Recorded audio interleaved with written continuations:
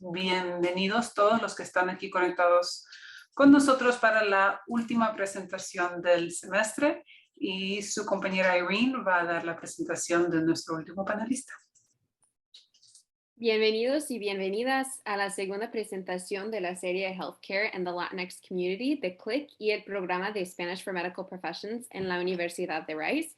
Yo soy Irene Yunian y soy estudiante del programa. Me da mucho gusto poder introducir a nuestra segundo panelista este semestre, Jesús Acevedo Cintrón. Jesús es un estudiante de quinto año en la Facultad de Medicina de St. Louis de la Universidad de Washington en un programa de doctorado en medicina y un doctorado en estudios graduados. Nació y fue criado en Carolina, Puerto Rico. Jesús completó su licenciatura en Biología Celular y Molecular en la Universidad de Puerto Rico, Río Piedras, y se recibió con honores.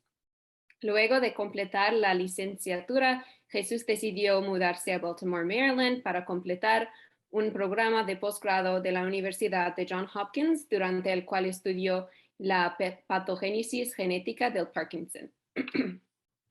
En el 2017, Jesús se mudó a St. Louis, Missouri, para comenzar su programa actual. Desde entonces, ha sido parte de varios grupos estudiantiles como el Latino Medical Student Associate, LMSA. Como parte de LMSA, Jesús ha sido el copresidente de la sede de la Universidad de Washington, presidente de la Conferencia Nacional, director de Desarrollo Regional y actualmente es el codirector de la región del Medio Oeste. Jesús está completando su doctorado en estudios graduados en el laboratorio de la doctora Susan McKinnon y ahí estudia el papel del sistema inmunológico en la regeneración de nervios. Jesús está muy orgulloso y siente mucha pasión por su trasfondo latino al usar diferentes experiencias para enseñarle a la gente sobre la cultura y la herencia latina.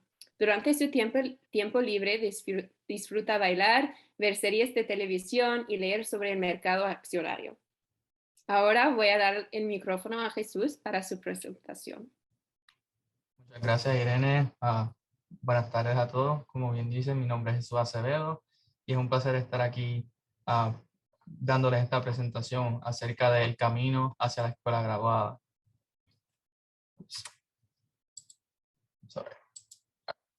Declaración de intereses.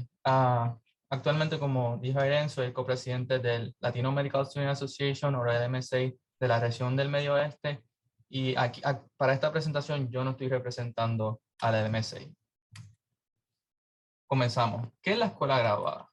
La escuela graduada son estudios avanzados que los estudiantes subgraduados continúan estudiando para completar y luego de completar sus estudios subgraduados. La escuela graduada se puede dividir en un área profesional o un área académica. Dentro de los grados académicos está la maestría y el doctorado o PhD, y dentro de los grados profesionales está medicina, enfermería, etc. La diferencia entre los grados académicos y grados profesionales es que los grados académicos se enfocan en que el estudiante desarrolle una tesis acerca de un tema de investigación, mientras que para los grados profesionales el fin es que los estudiantes aprendan una profesión donde lo esencial es proveer servicios. Para esta charla yo voy a estar hablando acerca de cómo solicitar a programas de doctorado PhD y a programas de medicina. Por ende, ¿cuáles son los requisitos para solicitar a programas de medicina y a programas doctorales o de PhD? El primer criterio, requisito, son los exámenes de ingreso, exámenes de admisión. Para la escuela de medicina, el examen de ingreso es el MCAT y para los programas doctorales en biología es el GRE. Y puse un asterisco aquí, puse un asterisco al lado del GRE porque actualmente muchos de los programas de PhD no están requiriendo el GRE como requisito para solicitar a estos programas doctorales. Otro requisito para solicitar a escuela graduada es el promedio de calificaciones o GPA, las cartas de recomendación, actividades extracurriculares y ensayos de declaración personal. Y durante esta presentación yo voy a estar hablando acerca de, más en detalle acerca de en qué consiste cada requisito para solicitar a escuela graduada y les voy a estar hablando un poco acerca de mi historia y de cómo yo pude manejar estos diferentes requisitos.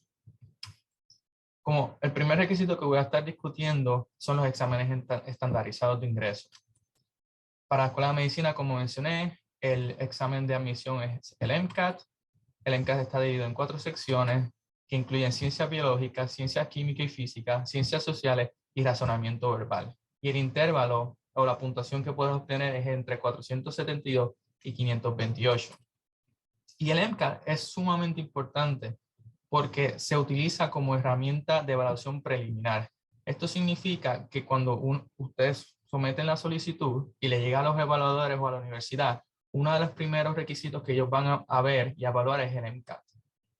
Y el MCAT, ellos le dan mucho peso al MCAT antes de darte una entrevista. Por ende, si tú tienes una puntuación alta en el MCAT, la probabilidad de que te den una entrevista va a ser mayor. Para la escuela grabada o el PhD, como mencioné, es el GRE. Y al igual que el MCAT está dividido en 4 secciones, en este caso razonamiento matemático, razonamiento verbal, ensayos y una sección experimental. Para el programa que yo actualmente estoy haciendo de MD-PhD, ellos no requieren GRE. Yo no tomé el GRE. No estoy tan familiarizado con el GRE como estoy con el MCAT. En esta tabla, lo que les quiero enseñar es la importancia del MCAT para solicitar a las escuelas de medicina. Como pueden ver en la parte superior, estas son las diferentes puntuaciones que los estudiantes pueden obtener para el MCAT. Y aquí abajo pueden ver el % o la probabilidad de aceptación. Y como pueden ver, hay una correlación entre la puntuación del MCAT, una correlación positiva entre la puntuación del MCAT y la probabilidad de que sean aceptados en la escuela de medicina.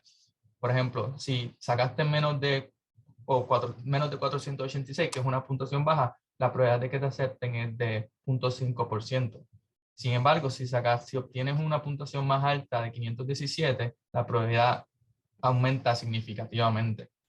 Por ende, como mencioné, las universidades de medicina le dan mucho peso al MCAT, y como mencioné, ellos lo utilizan también como herramienta preliminar para evaluar a los candidatos antes de darle una entrevista.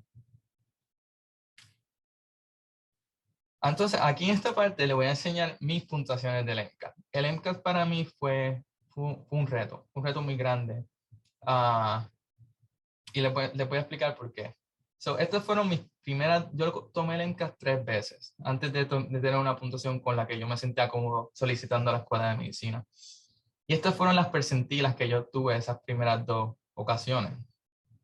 Como pueden ver, muy bajitas, menos de 50% percentila. Sin embargo, después de graduarme de la universidad, de subgraduado, decidí tomarme 2 años entre finalizar mi estudio subgraduado y solicitar la escuela de medicina. Y durante ese tiempo pude sacar tiempo para estudiar y para mejorar mi puntuación en el MCAT. Y como pueden ver aquí, no es la puntuación más alta, pero significativamente más alta que las primeras 2 veces que yo la tomé. Como pueden ver aquí en el 65%. Las 2 razones por las cuales el MCAT se me hizo difícil, uno fue por el idioma. Mi primer idioma es el español y el inglés se me hizo bien difícil aprenderlo creciendo. En mi casa, ninguno de mis padres habla inglés, y en Puerto Rico, que fue donde yo nací y me crié, las personas realmente no hablan inglés. Y como pueden ver aquí, la parte de razonamiento verbal, pues no cambió a pesar de que estudié. La otra razón por la que yo obtuve estas puntuaciones tan bajas las primeras 2 veces que estudié fue porque no lo tomé en serio.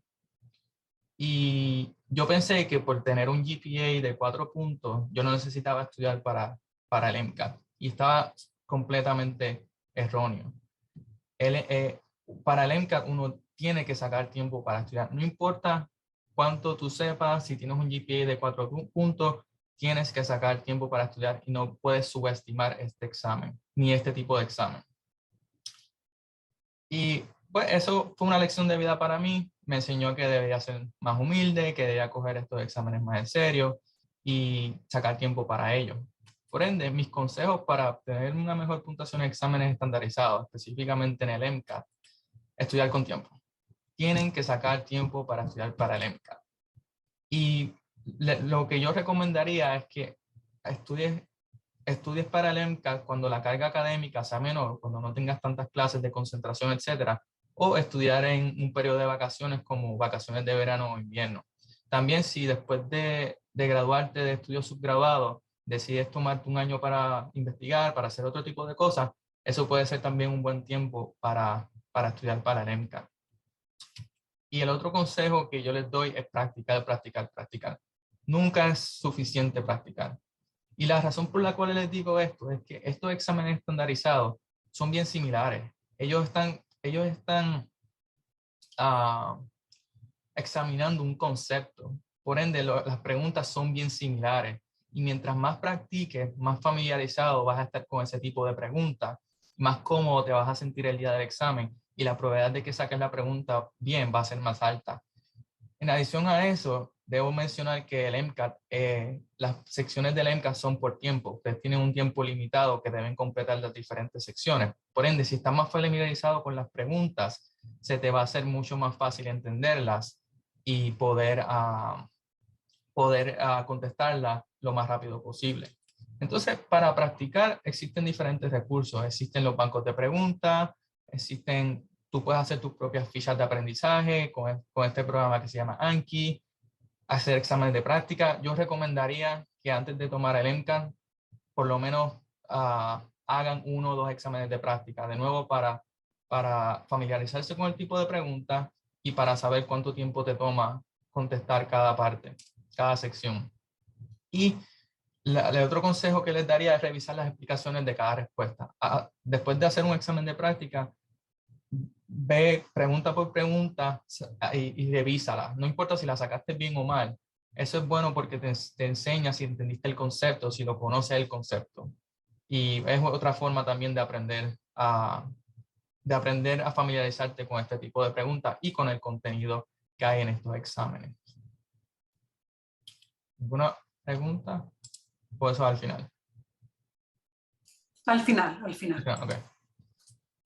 Bueno, continuamos con el siguiente requisito, y esto es en orden de prioridad. El siguiente requisito para solicitar a escuela graduada o escuela de medicina, que es el promedio de las calificaciones o el GPA.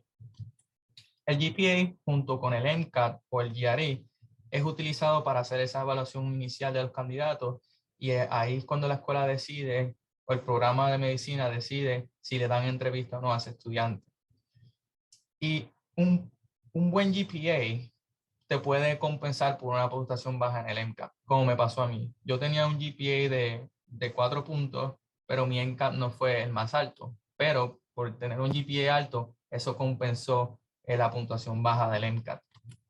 Y consejos para mejorar el GPA, bueno, estos son un poco obvios, pero obviamente hacer prioridad a los estudios, tratar de no dedicarle mucho tiempo a otras cosas, si se puede, si es posible, claro está, y balancear el número de clases. No tomen tantas clases de concentración, tantas clases que requieren mucho tiempo a la misma vez para que puedas obtener una mejor nota y así obtener un mejor GPA. Aquí les estoy demostrando la misma tabla, pero en este caso les quiero demostrar la correlación positiva que existe entre el GPA y la probabilidad de que te acepten en la escuela de medicina. Y eso está en la última columna. Como pueden ver aquí, un GPA de menos de 2 puntos, la probabilidad de que te acepten en la escuela de medicina es de 1% básicamente. Sin embargo, si tú tienes un GPA, vamos a decir, de más de 3.5, esa probabilidad aumenta un 30%, 44%, 62%. Por ende, similar a NCAT, mientras más alto es el GPA, mejor probabilidad de que te acepten en la escuela de medicina. Y como mencioné, que fue lo que me pasó a mí, un buen GPA puede compensar por una puntuación baja en el MCAT. El otro requisito que voy a discutir ahora son las cartas de recomendación.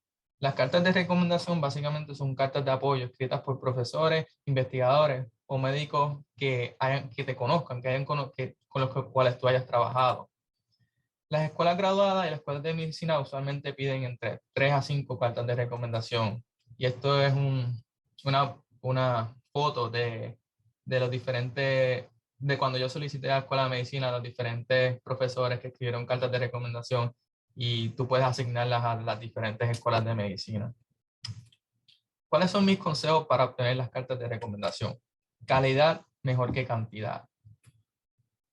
Tú quieres que los autores de tus cartas, ellos no escriban una carta genérica. Tú quieres que ellos hablen enfocándose en ti. Hablen, por ejemplo, que ellos digan, fulano o esta persona trabajó en este proyecto y fue excepcional, etc.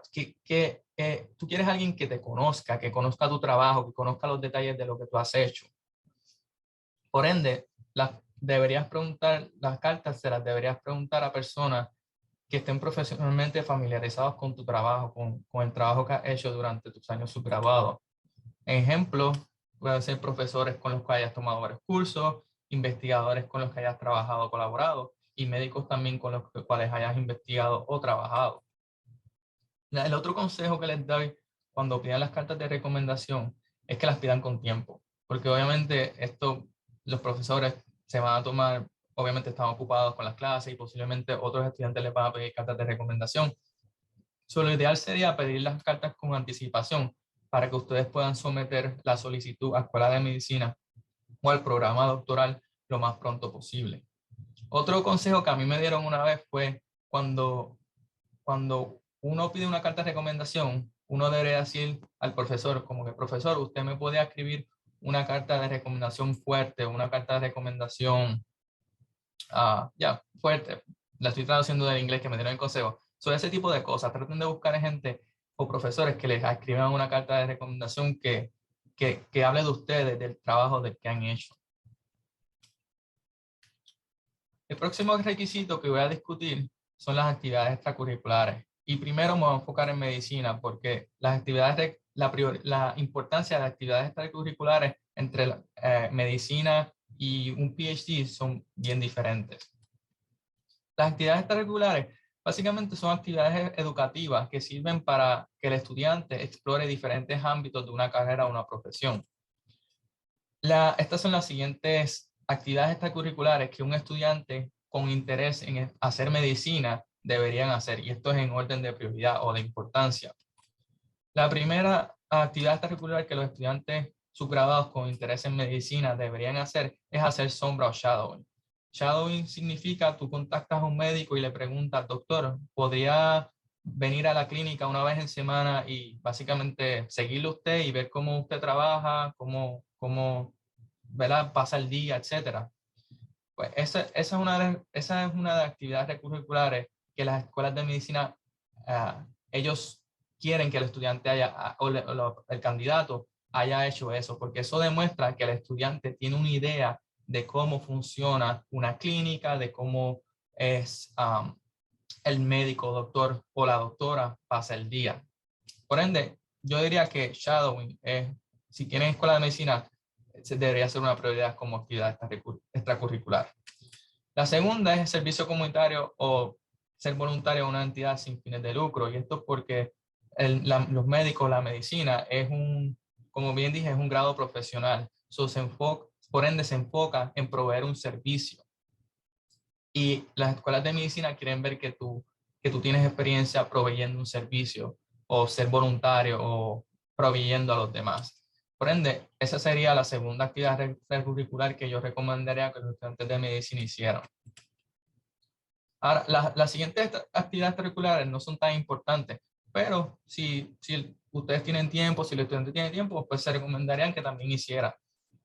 Ser miembros de organizaciones estudiantiles de premédica como AMSA, MAPS, el MSA Plus, realizar investigaciones biomédicas o clínicas, y esto es bien importante porque cuando me refiero a investigaciones biomédicas, me refiero a investigaciones de ciencia básica o translational medicine o research, mientras las investigaciones clínicas se enfocan más en epidemiología, en casos clínicos o en un grupo de pacientes, que son diferentes tipos de investigación.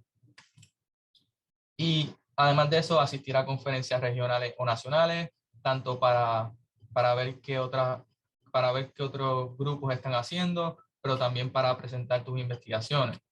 Y por último, y esto, claro, no siempre depende del estudiante, pero Otras recomendaciones son solicitar a becas, recibir premiaciones y publicaciones. Pero como mencioné, lo mínimo que un estudiante de medicina debería hacer es shadowing y servicio comunitario o ser miembro de un grupo que provee la oportunidad de hacer servicio comunitario.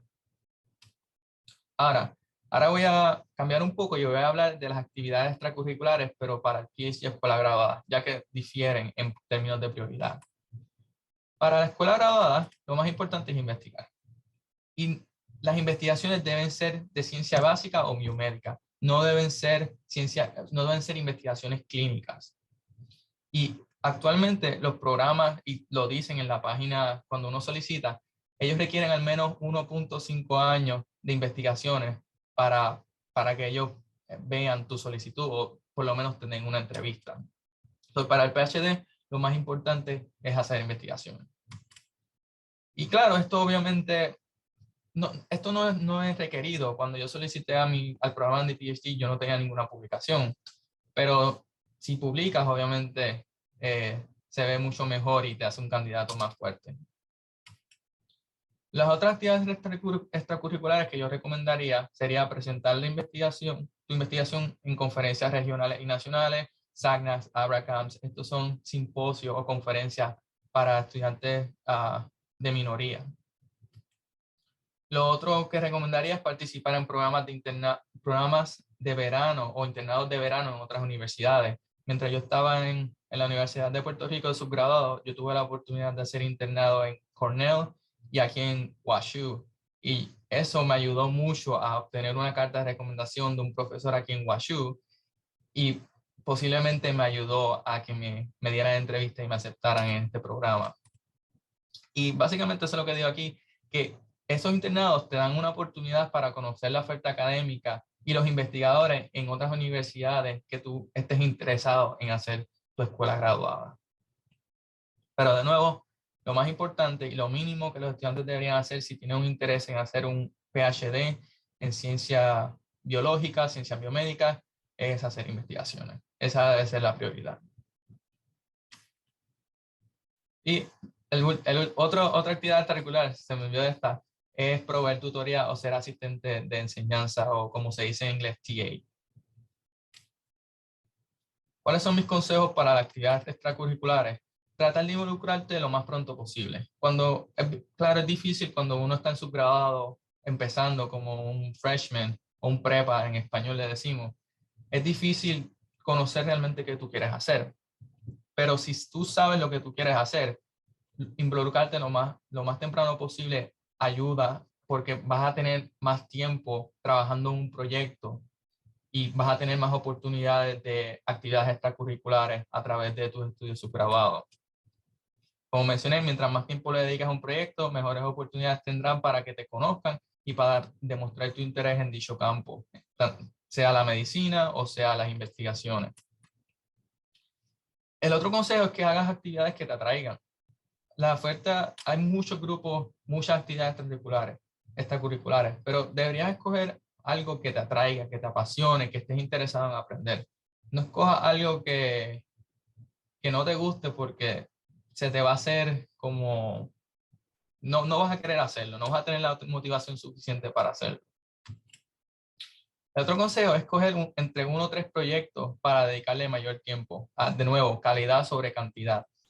Cuando tú solicitas a la escuela de medicina y a los programas doctorales, ellos quieren ver, no que tú hiciste 10 diferentes proyectos, ellos quieren ver que cogiste 1, 2, 3 proyectos y que puedas hablar lo suficiente o en detalle acerca de esos proyectos. Ellos quieren ver que tú estés familiarizado con ese tipo de proyectos. No fue, trabajé un mes en este proyecto. No, ellos quieren algo más. Ellos quieren ver que commitment, se me olvidó la palabra en español, pero ellos quieren ver ese tipo de dedicación a estos proyectos. De nuevo, calidad sobre cantidad.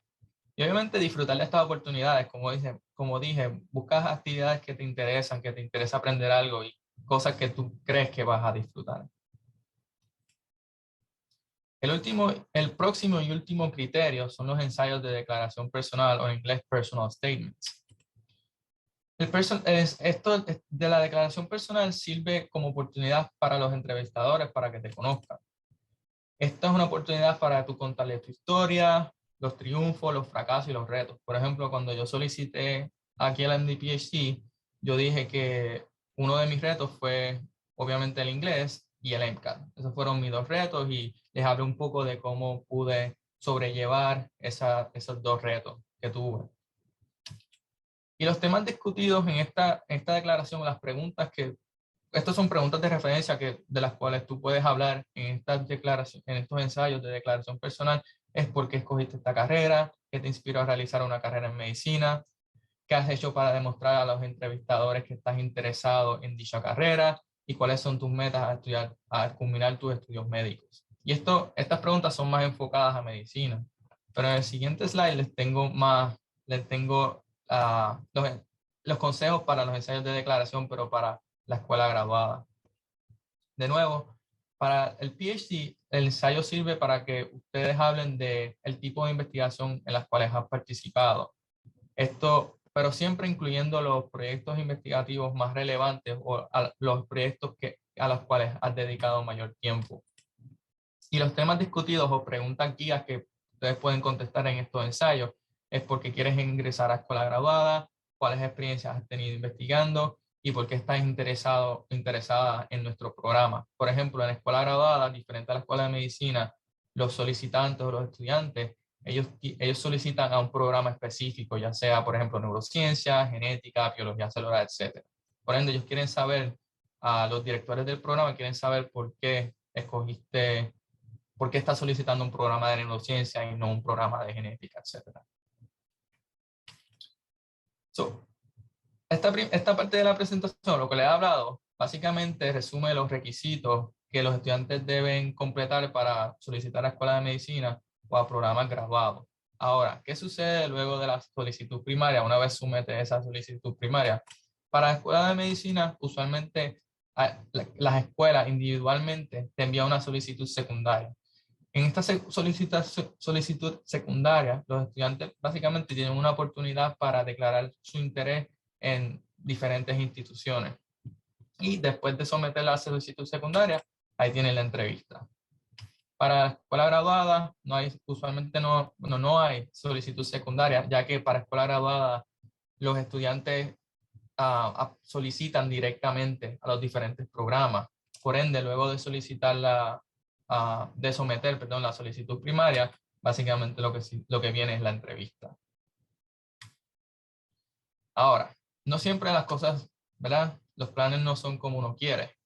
Y esto en parte fue lo que me pasó a mí, que no tuve un MCAT lo suficientemente alto y tuve que hacer un postbachillerato o 2 años de investigaciones entre subgraduados y la escuela de medicina. Por ende, ¿qué sucede si no te aceptan en la escuela de medicina graduada? Y esto les pasa a muchos estudiantes que están solicitando a estos programas graduados.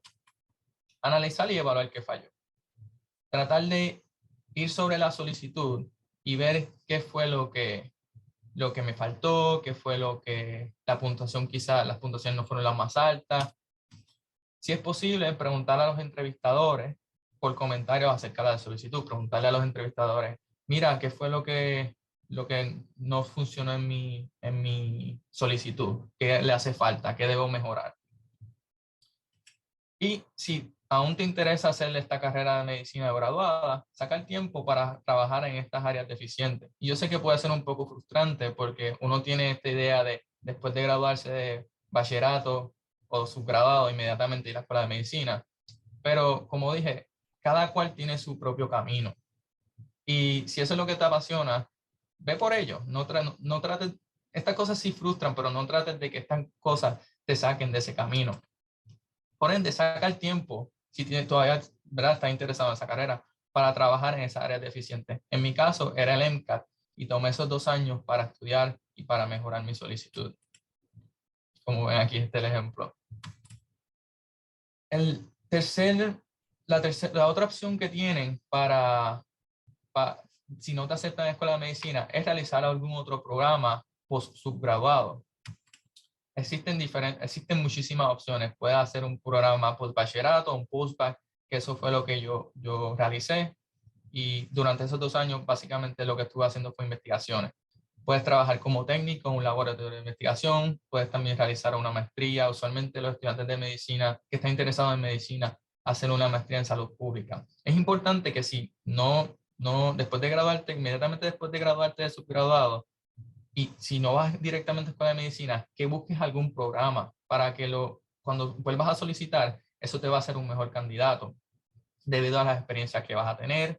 Y las escuelas de medicina les atrae eso, les atrae estudiantes que hayan tenido ese tipo de experiencia, porque hablan más de una persona que está, en inglés, committed a hacer esa carrera de medicina, porque hizo todas estas cosas y tomó estos 2 años o estos años para poder mejorar su solicitud.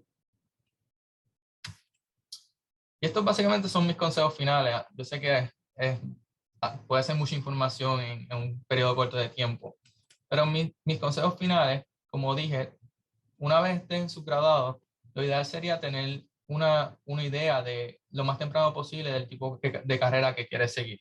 Mientras más temprano, más tiempo tendrás para decidir qué actividades quieres hacer, pero si no estás seguro si quieres hacer escuela graduada o medicina, mi recomendación sería escoger las prioridades, como las actividades extracurriculares que son prioridad. Por ejemplo, si tú no sabes si quieres hacer de nuevo doctorado o medicina, mi recomendación es que hagas estos 3: investigaciones, trabajo comunitario y shadowing, porque eso va a cubrir las bases y te va a cubrir las actividades extracurriculares que necesitas para hacer medicina o doctorado. Trazar un plan claro de tus metas. Una de las cosas que a mí me afectó mucho es que yo no tuve un mentor, no tuve un modelo a seguir que haya pasado por esta experiencia. Por ende, yo realmente no tuve un plan, yo no sabía que era un MD PhD cuando yo era un Rising Junior. Mi 3er año, yo no sabía que esa opción existía. Y es importante que busques un mentor que conozca de estas diferentes oportunidades que existen. Por ende, y que te ayude a trazar un plan claro de tus metas. Y no tan solo para que te ayude a entender un poco más la carrera, sino también para tener plazos para los proyectos, participar en conferencias, tomar el MCAT, para organizarte y no esperes al último minuto, al último año y decir, no tengo suficientes actividades extracurriculares para solicitar a la escuela de medicina. Por ende, mientras más temprano busques un mentor que te ayude, más fácil se te va a hacer completar todos esos requisitos que he mencionado durante la presentación. Y si es posible, solicitar temprano y a la mayor cantidad de programas. Y estos son la cantidad de programas de medicina, alopática, osteopática y la cantidad de programas de doctorado en biomédica en los Estados Unidos. Además de eso, tómate el tiempo para cuidarte y disfrutar el camino. Pasar tiempo con amistades, realizar actividades de ocio, actividades que a ti te gustan, no necesariamente tienen que estar relacionadas a medicina o a algo educativo, sino algo, ¿verdad?, que te guste. Como mencioné, este es tu camino, esta es tu trayectoria, toma a tu paso. Esto es un maratón. Esto no hay, claro, uno siente la prisa de hacer todas las cosas rápido, pero la vida no siempre es así. Y va a haber momentos en donde tú vas a tener que parar, take a step back o mirar hacia atrás y ver qué fue lo que pasó para seguir adelante. No te compares con los demás. Yo sé que la escuela de medicina es bien competitiva, todo el mundo se está comparando, etcétera. No te compares, este es tu camino. Ustedes ya han llegado lejos. Por ende, ustedes todos son espectaculares, por decirlo así. Por ende, no hay necesidad de compararse con los demás. Cada cual está en tu camino, cada cual está en su paso, cada cual quiere lograr, tienes metas diferentes y cada cual va a lograr sus metas de diferentes formas. Y no importa cuánto hayas logrado, siempre mantén la humildad. Siempre va a haber el estudiante que pues todo le sale excelente, etcétera. Pero lo importante es mantener esa humildad. Algo que yo aprendí fue que, ¿verdad? Yo pensaba que por tener un GPA de 4 puntos yo no tenía que estudiar para el MCAT porque lo sabía todo. Y no. Eso fue una lección de humildad bien grande para mí. Que no importa, siempre es humilde y agradecido con las oportunidades que tiene. Y esta es una cita que a mí me gusta, de una canción que me gusta, una canción favorita, que la carrera de medicina, la carrera de doctorado no se trata de velocidad, sino resistencia para lograr lo que uno quiere, que esto no es una carrera de 100 metros, esto es un maratón, es una trayectoria bien larga. Y es importante que tú saques tiempo para ti, para pasar con tus familiares, para hacer cosas que te gustan, que te motiven y que te den esa energía para seguir adelante. Y quiero finalizar con esta figura, que nosotros creemos que las metas se logran así, una línea recta, siguiendo estos diferentes pasos, etc. Pero en realidad, bueno, y a algunas personas se le va a hacer así, pero en realidad así es el camino para poder lograr lo que uno quiere. Y lo importante es disfrutar, aprender en el camino, aprender las experiencias y no olvidarte de que tú eres una persona también y necesitas tu tiempo para disfrutar, para descansar y que este es tu camino. Tú no te tienes que comparar con nadie. Esta es tu trayectoria y esto es lo que tú quieres y lo que te apasiona. Y con eso culmino mi presentación. Muchas gracias, Jesús. Sí, ahora empezamos con las preguntas del público y les recuerdo a todos que usan el Q&A para sus preguntas escritas y también si alguien quiere usar la función de Raise Hand para hacer una pregunta de manera oral, tiene esa habilidad también. Ahora podemos empezar con la primera pregunta, ¿sí? Okay. Pregunta número 1 de Priyanka es, ¿piensas que los exámenes estandarizados son una buena representación de las habilidades de un estudiante? No, yo pienso que los exámenes estandarizados no representan la calidad de ese estudiante. Y pueden haber muchos factores. El problema de este examen estandarizado también es que tú tienes una oportunidad para tomar, no una oportunidad, pero lo coges en un periodo de 8 horas, 4 horas. Si te da un ataque de ansiedad, si te dan nervios, etcétera, todo eso afecta. Y para más decirte, mi puntuación del MCAT no fue la más alta, como pudieron ver. Pero en medicina cogemos lo que se llama los steps, step 1, step 2. Y mi step 1, mi percentila fue como 90%. So, no, claramente no hay correlación entre el MCAT, pero por lo menos para mí, entre el MCAT y el STEM. So, realmente no pienso que los exámenes estandarizados representen la habilidad del estudiante, especialmente en medicina, porque en medicina uno debe tener habilidades para comunicarte con el paciente, para escribir las notas, y eso no se enseña y no se mide en un examen estandarizado tampoco. Muchas gracias. Y quiero dar como una oportunidad si alguien quiere usar la función de Raise Hand para una pregunta oral.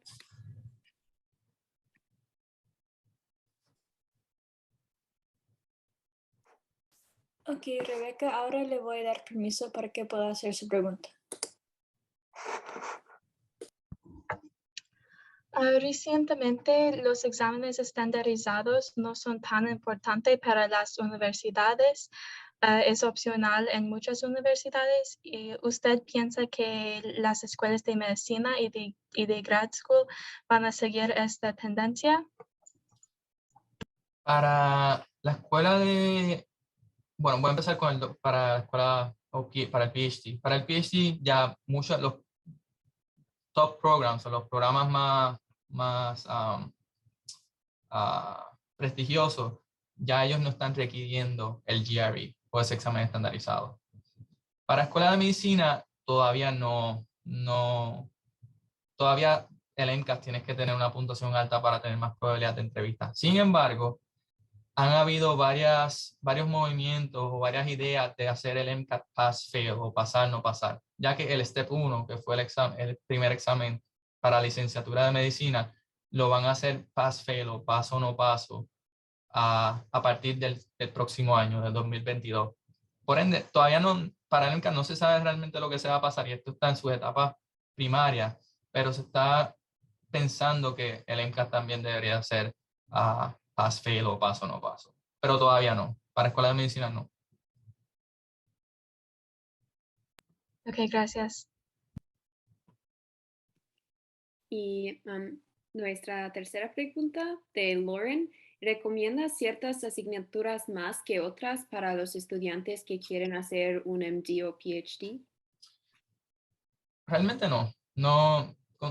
Obviamente tener un grado en en ciencias biológicas o ciencias físicas, en las ciencias o con ciencias químicas, pero no, realmente ellos no ven si cogen una clase versus otra, ellos no ven eso como prioridad, realmente. Okay. Y Telonios está preguntando si queremos trabajar en un país latinoamericano, ¿es mejor estudiar la medicina en los Estados Unidos o en el país en el que queremos trabajar? Es una pregunta difícil de contestar, ya que no, ¿verdad? Yo no he tenido la oportunidad de trabajar en un país latinoamericano, pero realmente es difícil de contestar, porque como dije, no sé cómo, obviamente los Estados Unidos tienen las mejores escuelas de medicina, por ende uno pensaría que los médicos están más preparados. Si yo tuviera que decidir, yo haría mis grados de mis estudios de medicina en los Estados Unidos y después me movería al país de Latinoamérica. Además de que existe demanda de médicos que estudian en los Estados Unidos en esos países latinoamericanos también. Gracias. Otra oportunidad, si alguien quiere usar la función de raise hand para pregunta oral.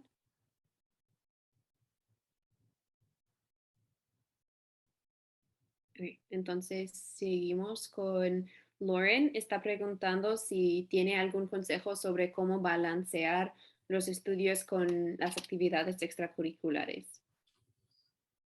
El primer consejo sería no tomar muchas clases de concentración a la misma vez. Y para actividades extracurriculares, 3 horas por semana, yo diría que es suficiente durante un semestre para poder tener una actividad extracurricular en la cual aprendes y puedes poner como experiencia significativa en tu solicitud. Obviamente los estudios son primero, las clases deberían ser primero, pero ya, yo diría que no tomar muchas clases de concentración y sacar 3 a 5 horas por semana para dedicarles a estas actividades extracurriculares.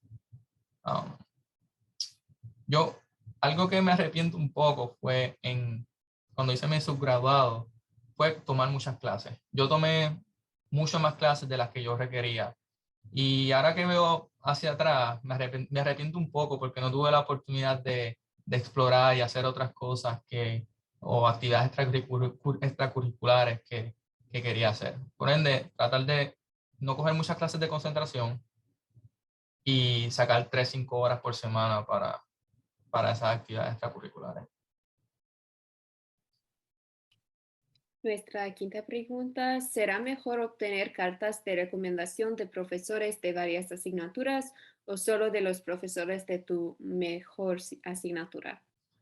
Definitivamente, esta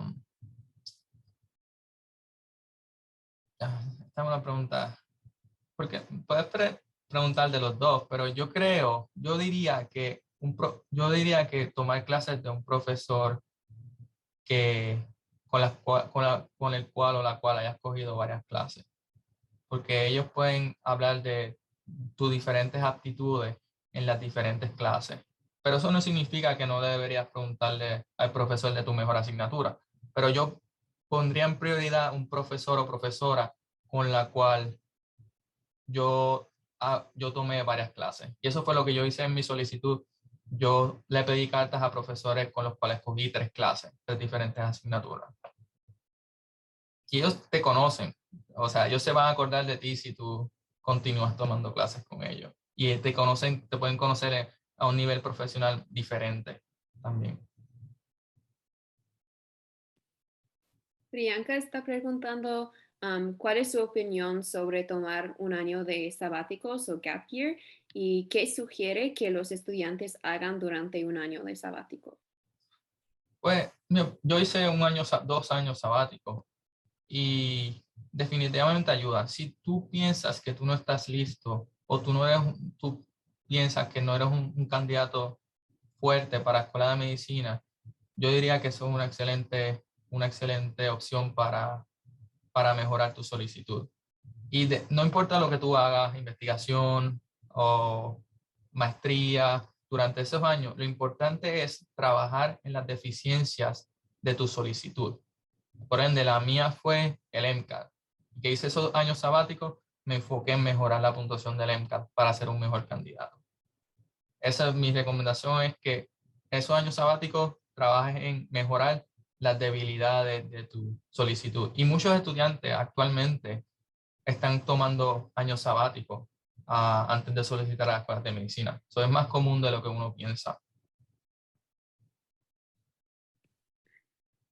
Otra oportunidad si alguien quiere hacer una pregunta oral. Y no, continuamos. Ok, seguimos con Sai, que está preguntando por qué elegiste hacer un MD/PhD. Hay ventajas, por ejemplo, yo sé que los médicos MD solamente ya investigan durante la facultad de medicina y la residencia.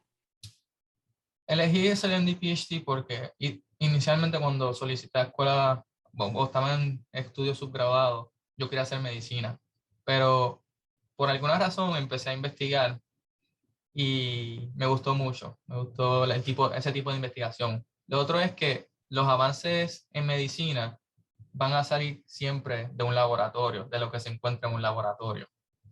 Si tú quieres una carrera en investigación y a la misma vez ver pacientes, el MD-PhD es para ti, pero tienes que querer y te tiene que gustar la investigación.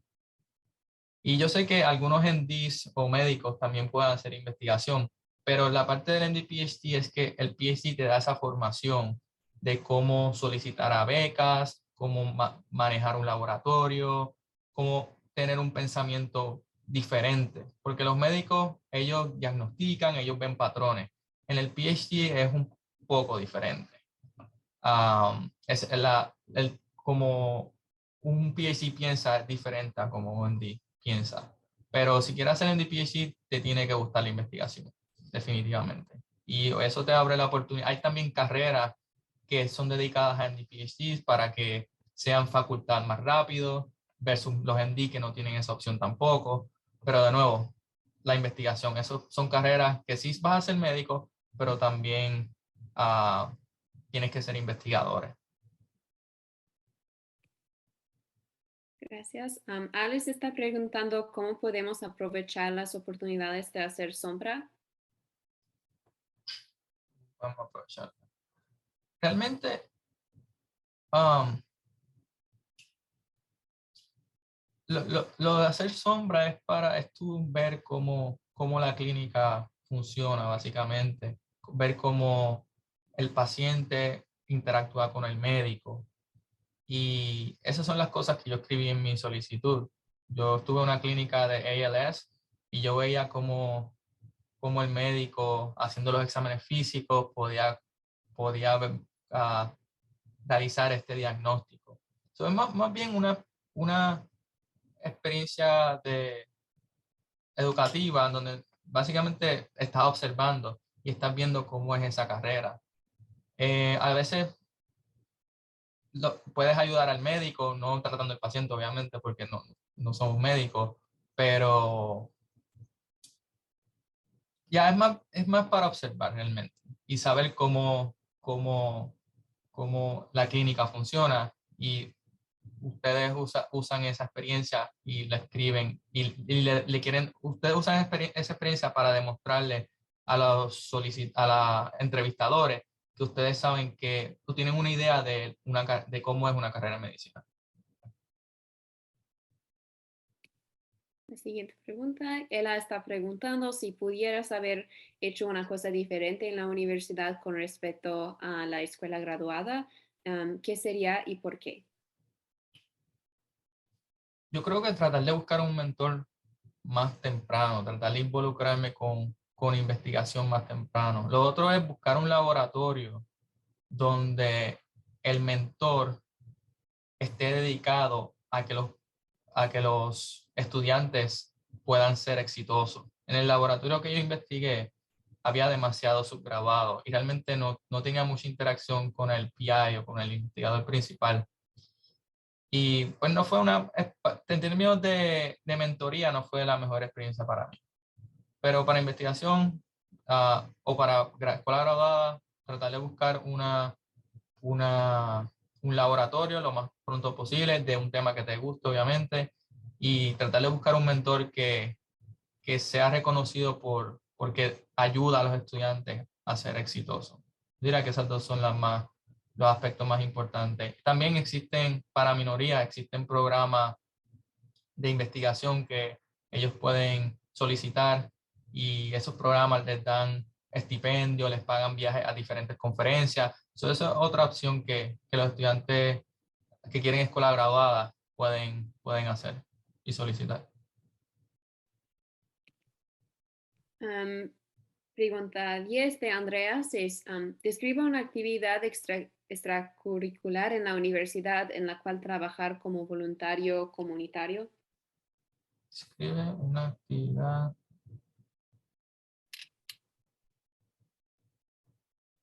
Existen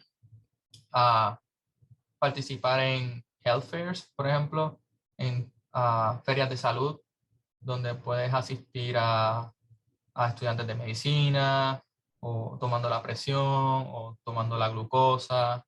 En Puerto Rico existe este programa que se reúne un grupo y por las noches van a darle comida, a cambiarle la jeringuilla a personas adictas o adictas que viven en la calle. Y pues se reúnen, les llevan comida. Ese tipo de actividad donde tú ofreces un servicio a comunidades vulnerables o a minorías, etc. Gracias. Quiero dar como otra oportunidad si alguien quiere hacer la función de raise hand para pregunta oral. Si no, seguimos con Isha, que está preguntando a las facultades de medicina, ¿les importa si el lugar donde uno vive no tiene muchas oportunidades para observar o investigar? Esto nos afecta especialmente durante los inviernos o los veranos cuando algunos de nosotros regresamos a casa donde no hay oportunidades. Es una pregunta difícil de contestar, para serte honesto, pero en tu ensayo de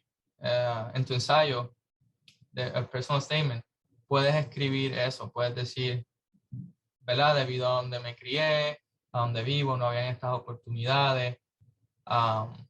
Pero también debería, ¿verdad? Durante el año de medicina, durante el año escolar, debería, si es posible, buscar diferentes actividades y decir, a pesar de que donde yo vivía no existen estas oportunidades, durante mi año escolar busqué y encontré estas diferentes actividades extracurriculares que pude hacer y involucrarme. Pero eso es una pregunta difícil de contestar. Y yo diría que si no tienes ninguna experiencia de investigación o actividad extracurricular, las opciones de que te den una entrevista son bien bajitas. No importa si vivas en un lugar donde no hay muchas oportunidades, desafortunadamente, porque ellos quieren ver que tú estás familiarizado con el tipo de carrera al cual estás solicitando. Pero definitivamente si es un reto, puedes poner eso como parte de tu ensayo para que ellos vean que tú trataste de hacer algo para mejorar esa situación. Ria está preguntando cuántos meses antes del MCAT debemos empezar a estudiar, también cuándo recomienda que tomemos MCAT. Yo diría como 6 meses, 6 meses antes del MCAT, y obviamente tomar exámenes de práctica durante ese tiempo para saber si estás preparado o preparada para tomar el MCAT. Y mi recomendación es que lo tomen antes de junio. Junio debería ser el último mes, porque la solicitud empiezan a abrirse en, creo que finales de julio o principios de agosto. Y obviamente si solicitas más temprano, más oportunidad tienes de que más escuelas te vean y más entrevistas te den. y el MCAT se tarda como un mes en que te den la puntuación. Yo diría, por ende, yo diría que principios de junio debería ser lo más tarde que deberías coger el MCAT, porque de nuevo el ciclo comienza en julio, agosto, y obviamente necesitas tener la puntuación del MCAT para someter la solicitud. Shreya está preguntando cómo fue tu transición de la universidad a la Facultad de Medicina. ¿Tienes equilibrio entre el trabajo y la vida? Sí, la transición no fue tan difícil. Bueno, yo fui de subgraduado a hacer investigación, a coger 2 años de sabática y después a Escuela de Medicina. La Escuela de Medicina es similar es básicamente coger clases los primeros 2 años, por lo menos. Los últimos 2 años, ahí donde empiezas a ver pacientes y un poco más práctico. Pero los primeros 2 años era como, yo diría, como subgraduado, pero más fuerte, con muchas más clases. Y el equilibrio de la Escuela de Medicina, sí hay tiempo para hacer, pues, estoy hablando de los primeros 2 años, porque como ahora estoy haciendo el PhD, todavía no he hecho los últimos 2 años de medicina. Pero sí, definitivamente hay tiempo entre el estudio y la vida en medicina.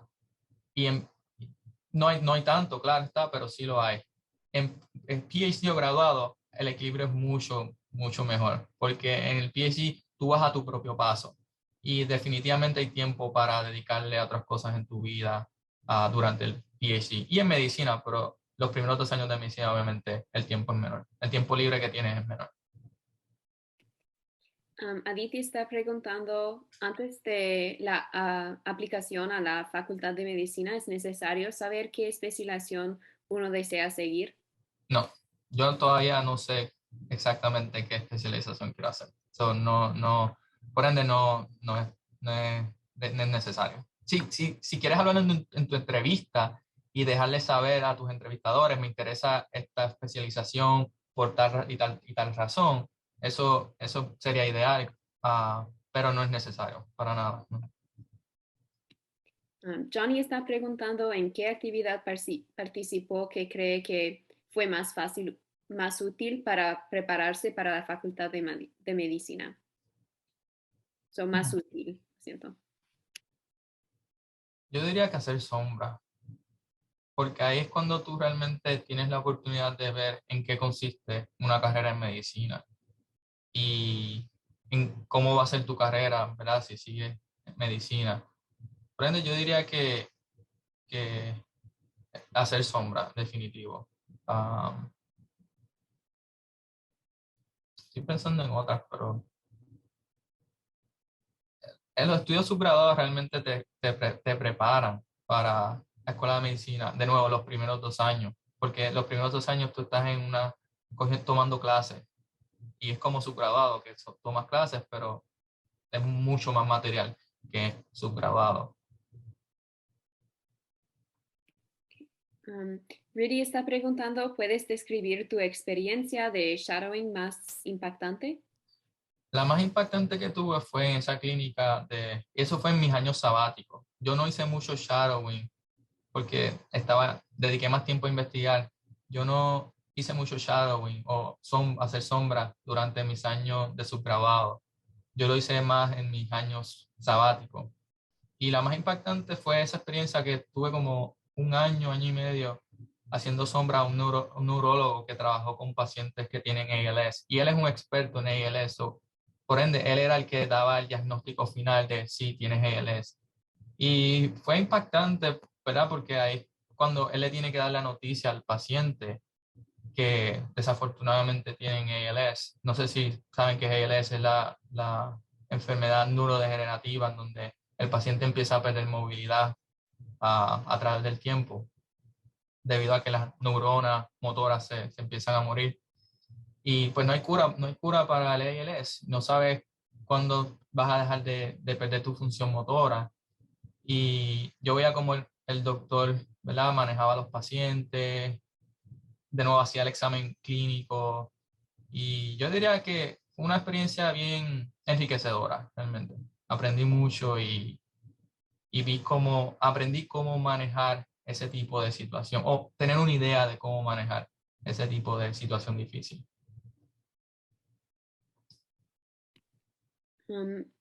Morique está preguntando cuál fue la parte más gratificante de tu camino para convertirte en un profesional médico.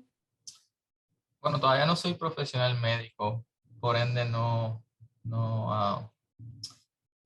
¿verdad? Tengo mucha más experiencia por vivir antes de convertirme en médico, pero yo diría que la más gratificante ha sido ser parte del LMSA y tratar de incrementar la diversidad de latinos y de minorías en la escuela de medicina. Que eso es algo que hemos tratado de hacer aquí, por lo menos también en WashU, los grupos de minoría, hemos tratado de aumentar la diversidad. Yo diría que por ahora eso es lo más gratificante que puede hacer, poder servir a esos estudiantes de premédica y tratar de mejorar la diversidad. Y esa será nuestra última pregunta. Y ahora Irene nos va a dar las últimas palabras. Hemos terminado con las preguntas esta noche. De nuevo quiero agradecerle a Jesús por su presentación. Fue impactante aprender sobre sus consejos de manejar nuestra única camino, porque es difícil recordar esto en un ambiente competitivo. También me gusta mucho tu línea de camino al final. Es muy... ayuda a nosotros mucho, creo. Y al público, muchas gracias por unirse a nuestra serie y buenas noches. Gracias a todos.